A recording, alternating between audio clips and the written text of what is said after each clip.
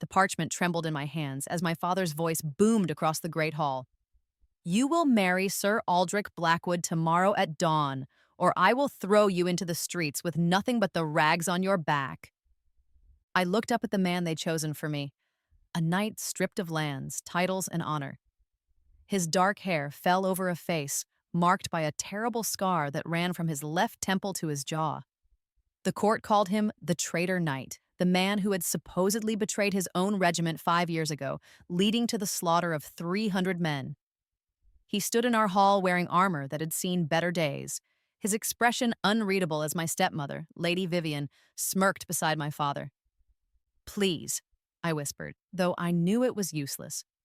"Father, I've done everything you've asked.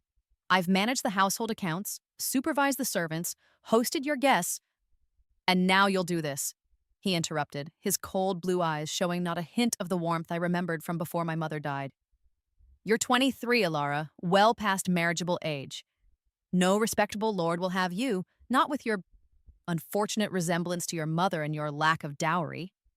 Sir Aldrich has agreed to take you without any gold-changing hands. You should be grateful."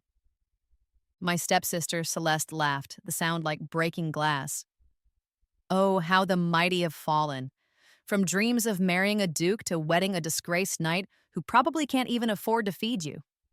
How perfectly fitting for our dear plain Alara." Sir Aldrich stepped forward then, and I noticed how everyone in the room instinctively moved back, even my father's guards. His voice was deep, rougher than I expected, like gravel over silk. "Lady Alara, I accept this arrangement. I give you my word that as my wife, you will be under my protection." "Protection? From what? From whom?" The way his gray eyes met mine suggested he knew exactly what kind of protection I needed, and it wasn't from external threats. "The papers," my stepmother said eagerly, producing a marriage contract. "Sign them now, girl. We wouldn't want you getting cold feet and embarrassing the family further." I took the quill with numb fingers. Around me, the entire household had gathered to witness my humiliation. Servants who had once bowed to me as the eldest daughter. Guards who had once opened doors for me. Nobles who had once sought my favor when my mother still lived, and I was heir to her vast estates before my father remarried and changed the succession. As I signed my name, sealing my fate to a man the kingdom reviled, I caught something in Sir Aldrich's expression. It wasn't pity or disgust, or even resignation. It was anticipation. As if he were waiting for something. As if this moment, this marriage they were forcing on us both, was just the first move in a game only he could see. "There," my father said with satisfaction as I set down the quill. "It's done. The wedding will be at dawn, a simple ceremony as befits your circumstances. You'll leave with your husband immediately after. I've already had your things packed. What little you're permitted to take?" "What little?" I echoed. "But my mother's jewelry, her books." "Belong to the family," Lady Vivian cut in smoothly. "To Celeste specifically as the new heir. You wouldn't want to be accused of theft on your wedding day, would you?" The rage that had been simmering in my chest for years threatened to boil over. They were taking everything, my home, my heritage, my future, and now even my mother's memories. All because my father had fallen under the spell of a woman who whispered poison in his ear and convinced him his firstborn was worthless. It hadn't always been like this. For 16 years, I had been the apple of my father's eye, his precious daughter who would one day inherit not just his estates, but my mother's vast holdings in the north. Mother had been the daughter of a duke, bringing wealth and connections that had elevated my father from a minor lord to one of the kingdom's most powerful men. Then she died of a fever when I was 16, and within 6 months my father had remarried. Lady Vivian came with her daughter Celeste, who was 2 years younger than me and everything I wasn't. Blonde where I was dark, vivacious where I was quiet, manipulative where I was honest. The changes started slowly. First, I was moved from my spacious chambers to a smaller room in the East Wing. "Celeste needs a room befitting her status as your sister," my father had said. Then my tutors were dismissed. A waste of money when you already know enough to run a household. My beautiful gowns were given to Celeste. She represents the family better at social gatherings. But the cruelest blow came when I turned 18. My father called me to his study, and with Lady Vivian smiling beside him, announced that he was changing the succession. Celeste would be his heir, not me. The documents had already been filed with the royal court. My mother's estates, which should have passed directly to me, were now under his control until Celeste came of age, at which point they would transfer to her. Your mother would understand, he had said, not meeting my eyes. Celeste has the temperament better suited for leadership. You're too soft, too much like, well, it doesn't matter. Too much like my mother, he meant. The woman he had claimed to love more than life itself, now spoken of as a weakness, a flaw in my character. From that day forward, I became little more than an unpaid servant in my own home. I managed the household because Lady Vivian was too lazy to do it herself, but I received no thanks, no recognition. When suitors came calling, I was kept hidden away. She's not feeling well, Lady Vivian would say, or she's visiting relatives, while Celeste entertained them in gowns purchased with my mother's money. The few times I tried to rebel, the punishments were swift and cruel. When I attempted to sell a small piece of my mother's jewelry to buy my own dress for the harvest ball, I was locked in my room for a month and fed only bread and water. When I wrote to my maternal grandfather asking for help, the letter was intercepted, and I was whipped by my father himself. 10 lashes that left scars on my back that still ached when it rained. She needs to learn her place, Lady Vivian had said as I lay sobbing on the floor. Ungrateful girls who don't appreciate their family's generosity deserve whatever they get. The generosity of allowing me to live in the home I was born in, to eat the food grown on lands that should have been mine, to serve the family that had stolen everything from me. I learned to keep my head down, to be invisible, to survive. I told myself that one day, something would change. Maybe my father would wake up from whatever spell Lady Vivian had cast on him. Maybe my grandfather would wonder why I never wrote. Maybe, somehow, justice would come. Instead, justice apparently looked like Sir Aldrich Blackwood, the traitor knight, standing in my father's hall as my soon-to-be husband. The night before my wedding was the longest of my life. They gave me no wedding dress, no maid to help me prepare. Just my oldest, plainest gown and a thin cloak that wouldn't keep out the morning chill. I sat by my narrow window, looking out at the lands that should have been mine, and wondered what would become of me as the wife of a disgraced knight. Would he beat me, use me, abandon me once we were away from my father's lands? I knew nothing about him except the stories. How he had been the youngest knight ever inducted into the Order of the Silver Dragon, how he had risen through the ranks with unprecedented speed, how he had been the favorite of the old king before the betrayal that saw 300 of his own men slaughtered, and him, somehow the only survivor. The official story was that he had sold their position to enemy forces for gold. But if that were true, where was the gold? Why was he standing in our hall in battered armor, accepting a bride without a dowry? Nothing about Sir Aldrich Blackwood made sense. As dawn approached, I made my way to the family chapel alone. No procession, no flowers, no music. Just me in my threadbare gown walking through empty corridors while the rest of the household slept. Only the servants were awake, and they averted their eyes as I passed, ashamed to witness my humiliation, or perhaps afraid it might be contagious. Sir Aldrich was already there, still in his worn armor, standing before the altar with the single priest my father had bothered to summon. In the dim candlelight, the scar on his face seemed less harsh, and I noticed for the first time that beneath the weathering of whatever battles and hardships he had endured, he couldn't have been older than 30. Lady Alara, he said, inclining his head slightly, you came. Did I have a choice? The words came out more bitter than I intended. There is always a choice, he replied quietly, even when all options seem equally dark. The priest, clearly uncomfortable and wanting this over with, began the ceremony immediately. The vows were standard ancient words that had bound couples for centuries, but they felt hollow in this cold chapel with no witnesses, except the disapproving statues of saints. Do you, Sir Aldrich Blackwood, take Lady Alara Ravencrest as your lawful wife to protect and provide for in sickness and in health until death parts you? I do. His voice was steady, certain. Do you, Lady Alara Ravencrest, take Sir Aldrich Blackwood as your lawful husband to honor and obey, in good fortune and in bad, until death parts you? I hesitated for just a moment, long enough to see something flicker in Sir Aldrich's eyes. Not hurt, but understanding. Then I whispered, I do. Then by the power vested in me, I pronounce you husband and wife. There was no kiss, no celebration. The priest hurried away as soon as the words were spoken, leaving us alone in the chapel. Sir Aldrich turned to me, and for the first time since arriving at our hall, he smiled, a small, crooked expression that transformed his scarred face. Come, wife, we have a journey ahead of us. Outside, a single horse waited, a destrier that had clearly seen better days, its coat dull and ribs slightly visible. My meager belongings were already strapped to its saddle.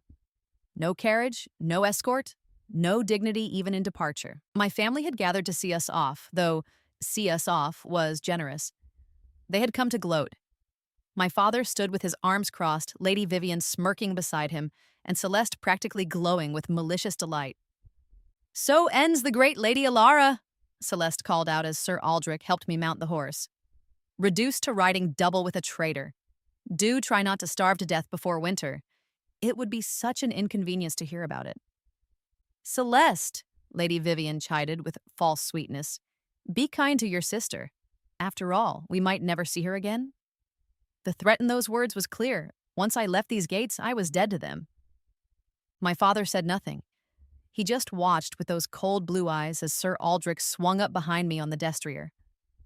I waited for some final word from him, some acknowledgement of what I had been to him once, but there was nothing. Lord Ravencrest, Sir Aldrich said suddenly, his voice carrying across the courtyard. I thank you for this generous gift. My father frowned. Gift? I gave you nothing but a worthless daughter. On the contrary, Sir Aldrich replied, and I could hear the smile in his voice. You have given me something precious beyond measure. I shall remember this day always. Before anyone could respond, he spurred the horse forward, and we rode out through the gates of my childhood home. I didn't look back. There was nothing left for me there but bitter memories and stolen dreams. We rode in silence for the first hour, the morning mist clinging to the road ahead. I could feel the solid warmth of Sir Aldrich behind me, his arm steady as he guided the horse. Despite everything, I felt oddly safe, which made no sense given that I was now bound to a man the entire kingdom despised. Where are we going? I finally asked, as we turned off the main road onto a smaller path that led north. To my estate, he replied. I couldn't help but laugh bitterly. What estate? Everyone knows you lost everything after your disgrace. Everyone knows many things that aren't true. His voice was calm, almost amused. Tell me, Lady Alara. Just Alara, I'm hardly a lady anymore. You are my wife. That makes you Lady Blackwood, and I'll thank you to remember it. There was steel in his voice now. Tell me, why do you think your father was so eager to marry you off to me? Because no one else would have me without a dowry, and you're desperate enough to take anyone. He chuckled, a warm sound that surprised me. Is that what you believe, that I'm desperate? Aren't you? A knight without lands, without honor, without prospects? A knight who survived when 300 men died. A knight who knows exactly what happened that day 5 years ago. A knight who has been waiting, planning, preparing for the right moment to return to court. He paused. And now, a knight with a wife whose birthright includes detailed knowledge of every noble house's finances in the kingdom, thanks to all those years managing your father's accounts. I twisted to look at him, shock running through me. You knew? About what they made me do? I've been watching your family for some time. You see, your stepmother isn't the only one capable of long-term planning. His gray eyes met mine, and there was something dangerous in them, something that made my heart race. Your father made a fatal error the day he disinherited you. He thought he was discarding a worthless daughter. Instead, he gave me the most valuable ally I could have asked for. Allie, I'm nobody. I have nothing. You have everything, he corrected. You know which lords are in debt, which ones are embezzling, which ones have secrets they'd kill to protect. You managed the correspondence, organized the meetings, heard every conversation they thought you were too stupid to understand. Your father trained you to be the perfect weapon against the nobility, and then he handed you to me. We rode through the day, stopping only to water the horse and eat the simple travel rations Sir Aldrich had packed. As the sun began to set, we crested a hill and I gasped at what lay before us. A fortress sat in the valley below, its black stone walls rising like dark teeth against the twilight sky. It wasn't beautiful in the conventional sense, not like my father's elegant manner, but it was imposing, powerful, and very much occupied.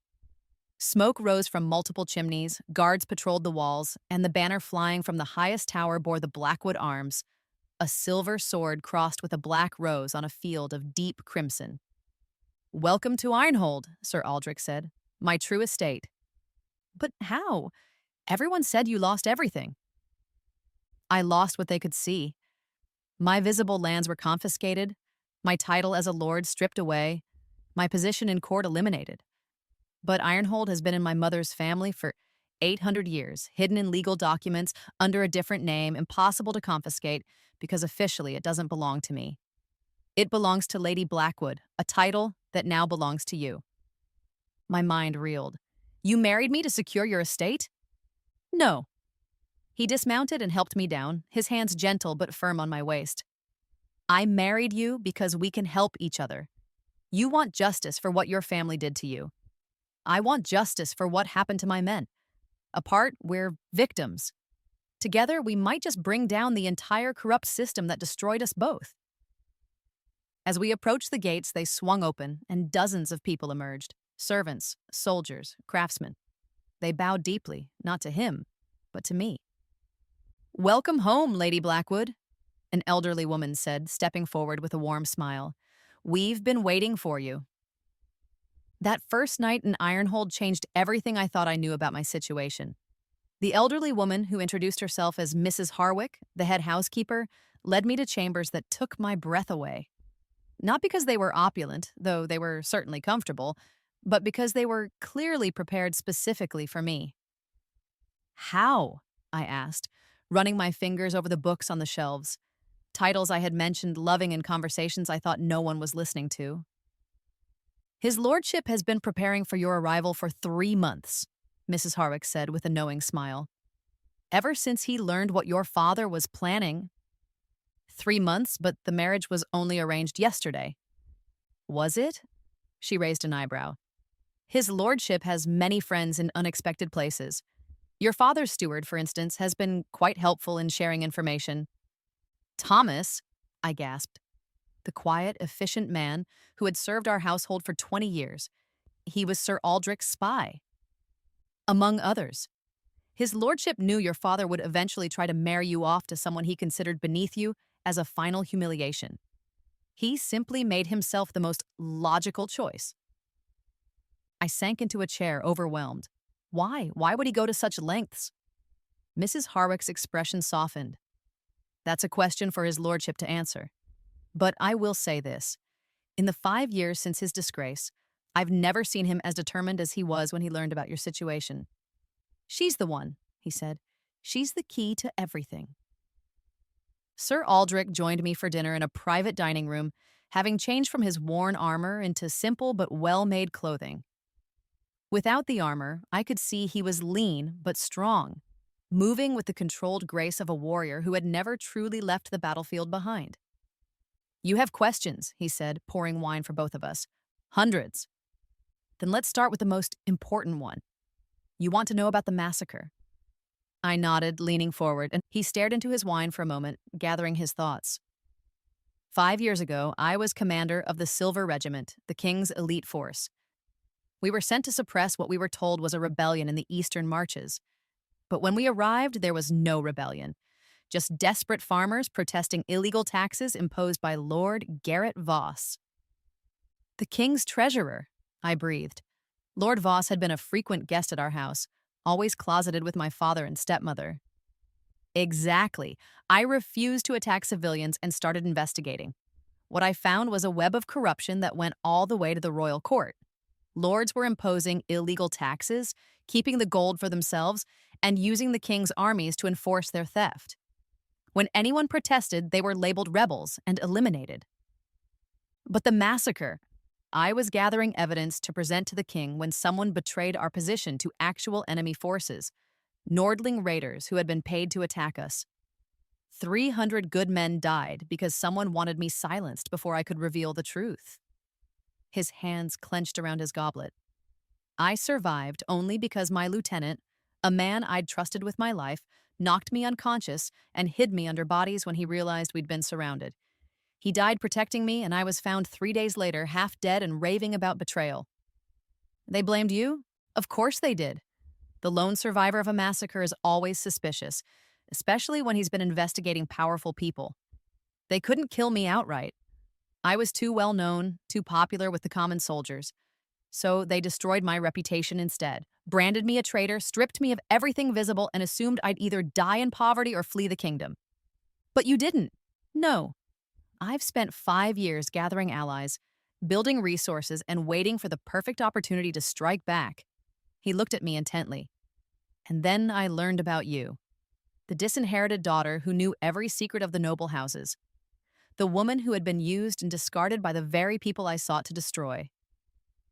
You weren't just an opportunity, Alara. You were destiny. Heat rose to my cheeks. I'm not some legendary figure. I'm just the woman who memorized every financial record that crossed your father's desk. The one who knows that Lord Voss has been skimming from the royal treasury. The one who can prove that your stepmother has been selling information to our enemies in the north. I nearly dropped my wine. How do you know about that? I told you, I've been watching. But knowing and proving are different things. That's where you come in. He leaned forward. Alara, what would you say if I told you that in 3 weeks, the king is going to announce a complete restructuring of his military command? I'd say that's impossible. The positions have been hereditary for generations. The old king's positions were, but we have a new king now, one who's been on the throne for barely a year, one who's young and idealistic and tired of the corruption he inherited. King Marcus wants change, but he needs someone he can trust to lead it. And you think he'll trust you? The traitor knight? Sir Aldrich smiled, that dangerous expression I was beginning to recognize. He'll trust the evidence I provide. Evidence of the conspiracy that killed his father's soldiers. Evidence that you're going to help me compile from your memories of your father's records. The magnitude of what he was suggesting hit me. You're planning to expose them all. Every last one. Your father, your stepmother, Lord Voss, and every other corrupt noble who's been bleeding this kingdom dry. He reached across the table and took my hand. His fingers were calloused but gentle. But I need your help. I need the details only you know. Will you give them to me? I thought about every humiliation, every beating, every night I'd cried myself to sleep in that cold, small room, while Celeste slept in luxury in what should have been my chambers. I thought about my mother's jewelry around my stepmother's neck, my inheritance in my stepsister's hands, my father's love turned to ice. Yes, I said, squeezing his hand. Tell me what you need. For the next 2 weeks, we worked together every day. I wrote down everything I could remember, every suspicious transaction, every coded letter, every whispered conversation I'd overheard. Sir Aldrich had other sources too, a network of spies and allies that stunned me with its reach. The maids who had been dismissed from noble houses for refusing advances, now working in Ironhold and sharing every secret they'd learned.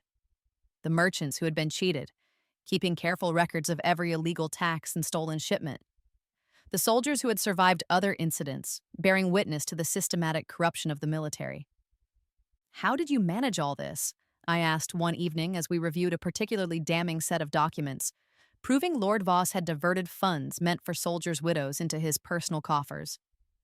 Rage is a powerful motivator, Aldrich replied, but rage tempered with patience is unstoppable. Every person here has been wronged by the system we're going to destroy. They've been waiting just as long as I have for justice. As we worked, something else began to develop between us. The formal distance of our first days gave way to comfortable companionship. He made me laugh with dark observations about the nobles we were investigating. I helped him see patterns in the financial records he'd never noticed. We were partners in truth, not just in name. One night, as we worked late in his study, I found myself staring at him as he read through a report. The candlelight softened his scar, and I could see the man he must have been before betrayal marked him. Handsome in a rough way, with intelligent eyes and a mouth that smiled more often now than when we'd first met. What? he asked, catching me looking. I was just thinking how different you are from what I expected. What did you expect? A broken man, someone bitter and cruel, hardened by injustice. I am bitter, he admitted, and I've certainly been hardened. But broken? No. They didn't break me, and they didn't break you either. We're both still here, still fighting. Together, I said softly. Together, he agreed, and something in his eyes made my heart skip. The third week came faster than expected. A royal messenger arrived at Ironhold's gates, bearing the king's seal. Sir Aldrich received him in the great hall, with me at his side as Lady Blackwood. The messenger, young and clearly nervous about being in the presence of the infamous traitor knight, handed over the sealed parchment with shaking hands. Aldrich read it slowly, his expression giving nothing away. Then he handed it to me. My eyes widened as I absorbed the contents. By order of His Majesty King Marcus, Sir Aldrich Blackwood is commanded to appear before the royal court in 3 days' time to answer questions regarding new evidence in the Eastern Marches massacre. It's happening, I breathed. It's beginning, he corrected. This is just the opening move. The real game starts when we arrive at court. We spent the next 2 days in preparation. Mrs. Harwick and the seamstresses worked miracles, creating court-appropriate clothing for both of us. For Aldrich, new armor that gleamed like black glass, emblazoned with his personal arms. For me, a gown of deep crimson that made me look like the noble lady I was supposed to be, not the discarded daughter I'd become. You're nervous, Aldrich observed as we prepared to depart. Aren't you? If this fails, we'll both be executed for treason. Then we won't fail. He cupped my face in his hands, his touch surprisingly gentle. Ilara, do you trust me? Looking into his eyes, I realized with stunning clarity that I did. This man, who everyone said was a traitor, who had married me for his own purposes, who had every reason to be cruel, I trusted him more than I'd ever trusted my own family. Yes, I whispered. Then know this. No matter what happens in that court, I will protect you. You are my wife, my partner, my equal. They will have to go through me to get to you. And through me to get to you, I replied fiercely. He smiled then, bright and genuine. My warrior lady, they have no idea what's coming for them. The journey to the capital took 2 days. We didn't travel alone this time. A full escort of 20 soldiers accompanied us, men who had served under Aldrich before the massacre and remained loyal despite everything. Their presence sent a clear message. The traitor knight was returning not as a supplicant, but as a force to be reckoned with. As we approached the city gates, I saw the crowds gathering. Word had spread that Sir Aldrich Blackwood was returning to court. Some threw rotten vegetables, believing the stories of his betrayal. Others, particularly the common folk and soldiers, watched with something like hope. They remembered the commander who had refused to attack civilians, who had treated his men with respect regardless of their birth. Sir Aldrich, a voice called from the crowd. An older man in worn soldier's garb pushed forward. Sir Aldrich, is it true? Are you here to tell the real story? The truth will be heard, Samuel, Aldrich replied, recognizing the man. Justice delayed is not justice denied. More former soldiers began to appear, creating an impromptu honor guard as we made our way through the city. By the time we reached the palace, hundreds followed us, their presence a silent testament to the loyalty Aldrich still commanded. The throne room was packed. Every noble family had sent representatives, eager to witness what they assumed would be the final humiliation of the traitor knight. I spotted my family immediately, my father in his finest robes, Lady Vivian dripping with my mother's jewels, and Celeste in a gown that cost more than most people saw in a lifetime. Their faces when they saw me were everything I'd dreamed of. Shock, disbelief, and then rage as they realized I wasn't the broken, discarded thing they'd thrown away. I stood tall beside my husband, dressed like the noble lady I'd always been, meeting their eyes with calm confidence. King Marcus sat on his throne, young but regal, his dark eyes sharp with intelligence. Beside him stood Lord Commander Wilhelm, the current head of the military, and one of Lord Voss's closest allies. Sir Aldrich Blackwood, the king said, his voice carrying across the silent hall, you stand accused of treason, of betraying your regiment to enemy forces, resulting in the deaths of 300 loyal soldiers. What say you to these charges? I say, Your Majesty, that the truth has been buried for 5 years, but like all buried things, it eventually rises to the surface. Aldrich stepped forward, and I moved with him. I have evidence of the real conspiracy that led to the massacre, a conspiracy that reaches into this very room. Lord Commander Wilhelm scoffed. The desperate lies of a condemned man. Your Majesty, this is a waste of— Let him speak, the king commanded. Aldrich nodded to me, and I stepped forward, producing the first set of documents from the case we'd brought. Your Majesty, these are financial records showing payments from Lord Garrett Voss to Nordling raiders in the weeks before the Eastern Marches massacre. The amounts correspond exactly to blood gold, payment for attacks on kingdom forces. The court erupted in whispers. Lord Voss, red face, stepped forward. Forgeries! This woman is nobody, a discarded daughter trying to elevate herself through lies. These documents bear your seal, Lord Voss, I continued calmly, and your personal cipher, which you used thinking no one could break it. But you see, when you conducted your business in my father's house, you never noticed the silent girl in the corner, memorizing every stroke of your pen. Furthermore, Aldrich added, producing more documents, we have witness testimonies from survivors of other incidents where kingdom forces were betrayed to cover up corruption. Men who were told to keep silent or face the same fate as my regiment. One by one, soldiers stepped forward from the crowd that had followed us, each bearing witness to the systematic betrayal of kingdom forces to protect the illegal activities of corrupt nobles.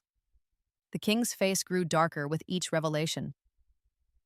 Lord Commander Wilhelm, what say you to these accusations?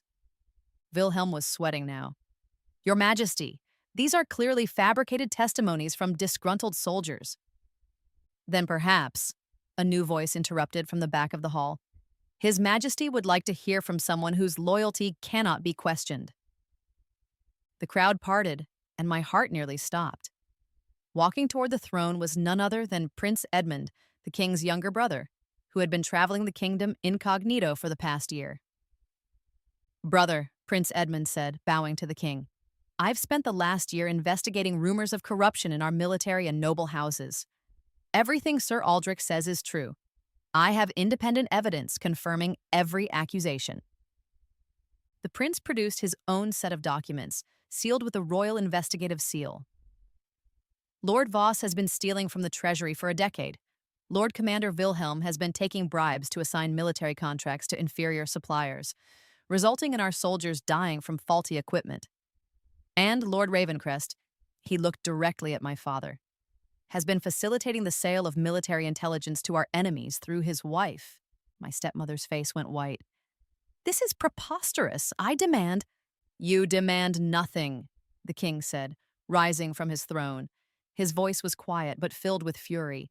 Guards, arrest Lord Voss, Lord Commander Wilhelm, and Lord and Lady Ravencrest on charges of high treason. The throne room erupted in chaos.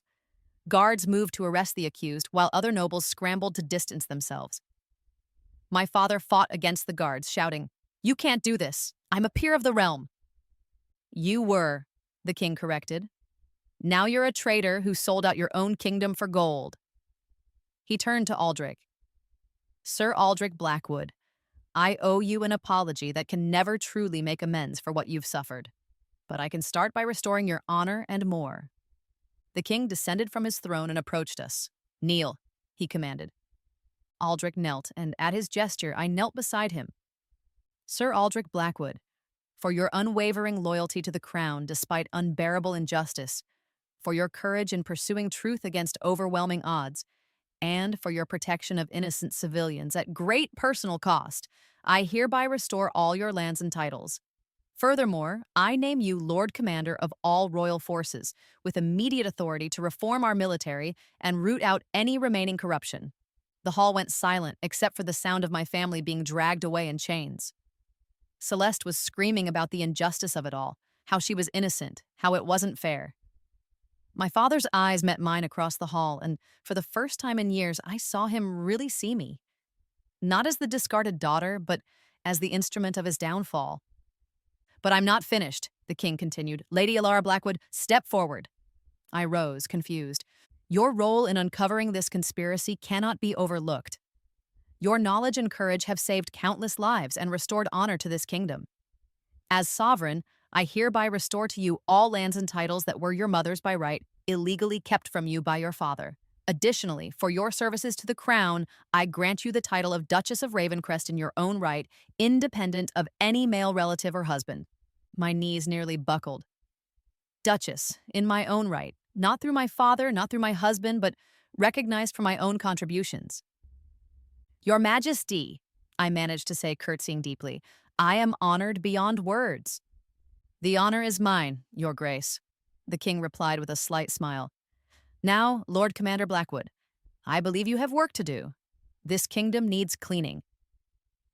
As we rose and turned to face the court, the nobles who remained free, those not implicated in the conspiracy, bowed deeply to us. The same people who would have sneered at me weeks ago now showed proper deference to a duchess and the Lord Commander. But the sweetest moment came when we passed my family being held by the guards. My stepmother's face was twisted with rage and disbelief. Celeste was sobbing dramatically. And my father looked broken. Alara, he called out. Alara, please, you're my daughter. Tell them it's a mistake. Tell them, I'm not your daughter, I said quietly, but my voice carried in the silent hall. You made that very clear when you disinherited me, beat me, and sold me off like livestock. I'm Lady Blackwood, Duchess of Ravencrest, and you are nothing to me but a traitor to the crown. You planned this, Lady Vivian spat. You and that monster planned this whole thing. Aldrich stepped forward, and everyone, even the guards, stepped back. We planned nothing but justice, Lady Vivian. You built your own gallows with your greed and cruelty. We simply provided the rope. As they were dragged away to the tower to await trial, Celeste's last words rang out. This isn't over. We have friends, powerful friends who won't let this stand. Let them come, Aldrich said, loud enough for the entire court to hear. I've been fighting shadows for 5 years. I welcome the chance to face my enemies in the light. The trials were swift and decisive. With the evidence we'd provided and Prince Edmund's independent investigation, the verdict was never in doubt. Lord Voss was executed for treason, his vast wealth confiscated by the crown. Lord Commander Wilhelm was stripped of all ranks and sent to hard labor in the northern mines. A fate worse than death for a man who had lived in luxury. My father was sentenced to life imprisonment, his lands and titles stripped away. But it was my stepmother's fate that proved most satisfying. Her connections to enemy spies were so damning that she faced the executioner's block. On the morning of her execution, she sent word asking to see me. I found her in her cell in the tower, a far cry from the elegant chambers she'd stolen from me. Her beautiful blonde hair was now gray at the roots, her face haggard without her cosmetics. Come to gloat, she asked bitterly. No, I came to ask why. Why did you hate me so much? I was just a child when you married my father. She laughed, a harsh sound. You really don't know. You were everything I could never be, truly noble, beloved, legitimate. Your father never loved me, you stupid girl. He loved your mother until the day she died. He married me for my connections, my ability to make him richer, but every time he looked at you, he saw her. I had to destroy that connection, make him hate the memory of her, or I would never truly have him. So you destroyed me instead. I tried, but look how that turned out. She gestured to her cell. You were always stronger than you seemed. I should have killed you when I had the chance. Yes, I agreed quietly. You should have. I left her there and never looked back. She was executed the next morning. Celeste, being judged more of a pawn than a player, was stripped of all titles and wealth and exiled. Last I heard, she was working as a seamstress in a distant kingdom, her beautiful hands now rough from common labor. My father lingered in prison for 3 months before dying of what the healers called despair. He never asked to see me again after that day in the throne room. With our enemies defeated and Aldrich's position as Lord Commander secured, we set about the real work of reforming the kingdom. It was exhausting, sometimes dangerous work. Not everyone appreciated the changes we were implementing: fair wages for soldiers, protection for civilians, accountability for nobles. There were 3 assassination attempts in the first year alone. But we persevered, and slowly the kingdom began to transform. The military, once a tool of oppression for corrupt nobles, became a true protective force for all citizens. The treasury, no longer being plundered, was able to fund schools and hospitals. The common people, seeing that justice was possible, began to hope again. And through it all, Aldrich and I grew closer. What had begun as a marriage of convenience, a partnership of revenge, became something deeper. I fell in love with his dedication, his hidden gentleness, the way he always considered the impact of our decisions on the most vulnerable. He fell in love with my strength, my intelligence, the way I could see patterns and solutions he might miss. One night, a year after the trials, we stood on the battlements of Ironhold, looking out over the lands that were now truly ours. "Do you ever regret it?" he asked. "The path we took?" "How could I regret justice?" I replied. "They made their choices. We simply ensured they faced the consequences." "That's not what I meant." He turned to face me, taking my hands. "Do you regret marrying me? You could have had your pick of husbands now, as a duchess in your own right." I reached up and traced the scar on his face, the mark of his survival and strength. "I am exactly where I want to be, with exactly who I want to be with. You saw my worth when everyone else saw only something to be discarded. You gave me the power to reclaim not just my birthright, but my dignity. How could I want anyone else?" "Alara," he said softly, then kissed me with all the passion we'd been holding back during our partnership of revenge. When we broke apart, he smiled that dangerous smile I'd grown to love. "Besides," he added, "we make a formidable team. God help anyone who tries to cross us now." 5 years have passed since that day my father forced me to marry a disgraced knight. 5 years since what he thought was my ultimate humiliation became my greatest triumph. The kingdom has never been more prosperous or just. King Marcus often jokes that making Aldrich Lord Commander was the best decision of his reign, though he graciously credits me with equal responsibility for our success. We've had 3 children now, twin boys who have their father's gray eyes and my dark hair, and a daughter who looks like a tiny version of me, but with Aldrich's fearless spirit. They will grow up knowing their worth isn't determined by their birth order or gender, but by their character and actions.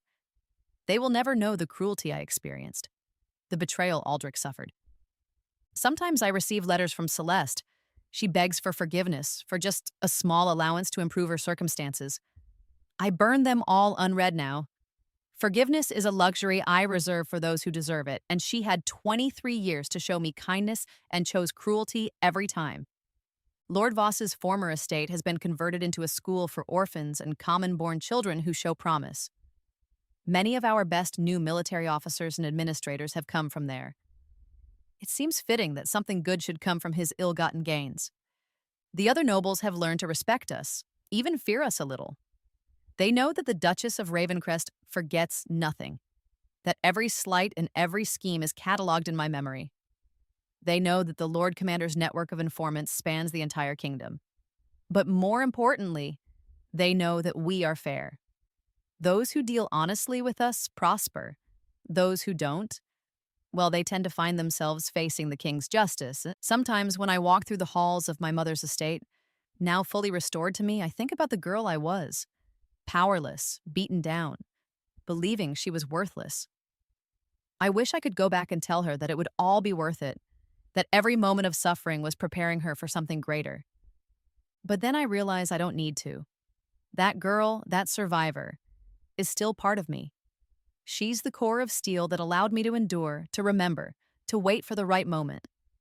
She's the reason I could look my father in the eye as he was dragged to prison and feel no regret. She's the reason I can stand beside my husband as an equal partner, not just in revenge, but in building something better. The maids sometimes whisper about our story, calling it a fairy tale. The discarded daughter who married a disgraced knight and became a duchess. But they don't understand. This isn't a fairy tale where a prince saves a damsel. This is the story of 2 people who refused to be broken, who found each other in the darkness and decided to burn down the world that had wronged them, then build something better from the ashes. As I stand on the balcony of our castle watching Aldrich train our sons in swordsmanship while our daughter practices her letters with her tutor, I reflect on the twists of fate that brought us here. My father thought he was punishing me by forcing me to marry a traitor. My stepmother thought she had destroyed any chance I had at happiness or success. They panicked when the king named him commander of the armies, but by then, it was far too late. They had already given me to the one man in the kingdom who could truly see my worth, who had the power and the will to help me reclaim everything that was stolen from me. They had already sealed their own fates the day they decided I was worthless, and that, perhaps, is the sweetest justice of all. They destroyed themselves with their own cruelty, their own greed, their own dismissal of people they considered beneath them. Aldrich and I were simply the instruments of a justice they had been building toward for years. "Mama," my daughter calls, running toward me with a paper in her hand. "Look what I wrote." I kneel down to her level, reading her careful letters spelling out justice in a childish hand. "Very good, my love," I tell her, kissing her forehead. "Remember, justice is the most important virtue a noble can have." "Papa says you're the most just person in the kingdom," she says proudly. "Your papa is biased." I laugh, but I'm touched. "No," Aldrich's voice comes from behind me.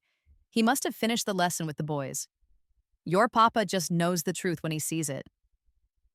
I stand and lean into his embrace, watching our children play in the courtyard where I once arrived as a worthless bride on a tired horse.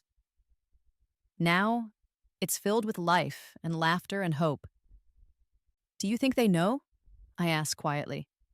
"My father and stepmother, in whatever afterlife awaits traitors, do you think they know what we've built?" "I think," Aldrich says slowly, "that if there is any justice in the afterlife, they are watching every moment of our happiness, knowing they caused it by bringing us together.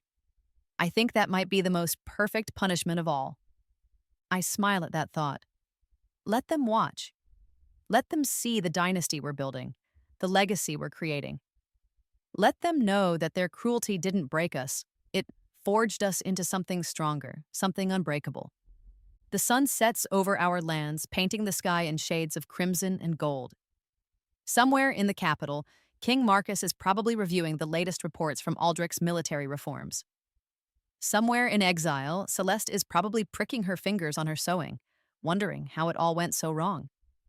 And somewhere in whatever void contains the spirits of traitors, my father and stepmother are perhaps finally understanding the true cost of their choices. But here in this moment, we are home. We are family. We are triumphant. And we are just getting started.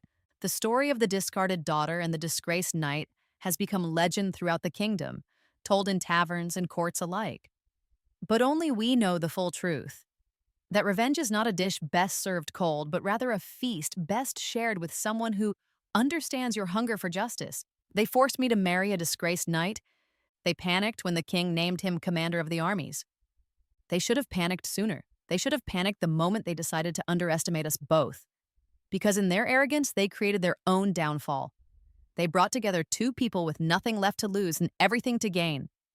They created the perfect storm that would wash away their corruption and leave something better in its wake. And for that, in the strangest way, I am almost grateful.